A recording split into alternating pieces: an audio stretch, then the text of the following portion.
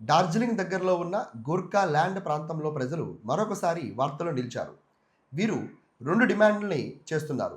ఒకటి, article 3ని అనుకరించుకొని parliament తమకు ఒక ప్రత్యేకమైన రాష్ట్రం ఇవ్వాలని, లేదా అస్సాంలో ఉన్న బోడోల్యాండ్ అడ్మినిస్ట్రేషన్ యూనిట్ లాగానే మాకు కూడా షెడ్యూల్ 6లో ఉన్న ఆర్టికల్ 244 సబ్ క్లాస్ 2 లాగానే అటానమస్ డిస్ట్రిక్ట్ కౌన్సిల్ ఇవ్వండి. ఈ అటానమస్ డిస్ట్రిక్ట్ కౌన్సిల్స్ సొంతంగా చట్టాలు చేయవచ్చు, చట్టాన్ని అవలంబించవచ్చు, చట్టాన్ని ఇబ్బంది వస్తే గనక కోర్టులాగా కూడా వీళ్ళు వ్యవహరించవచ్చు. గతంలో కూడా ఇలాంటి డిమాండ్లు చేశారు. ఈ గోర్ఖా ప్రజలకు సంబంధించిన నేపాలీ భాషను ఇప్పటికే 71వ రాజ్యాంగ సవరణ చేసి మనం 8దో షెడ్యూల్‌లో పెట్టి అఫీషియల్ లాంగ్వేజ్‌గా గుర్తించాం కూడా. గతంలో చేసిన ధర్నాలకి బదులుగా వీళ్ళకి గోర్ఖా టెరిటోరియల్ అడ్మినిస్ట్రేషన్ ఒక అథారిటీ కూడా ఏర్పాటు చేశారు. అయినప్పటికీ కూడా ఈ నూతనమైన డిమాండ్‌లనేది ఎంతవరకు నెరవేరుస్తో చూడాలి. పరిస్థితిని చక్కదిద్దడానికి deputy national security adviser Pankaj Kumar Singh అక్కడికి వెళ్ళడం జరిగింది.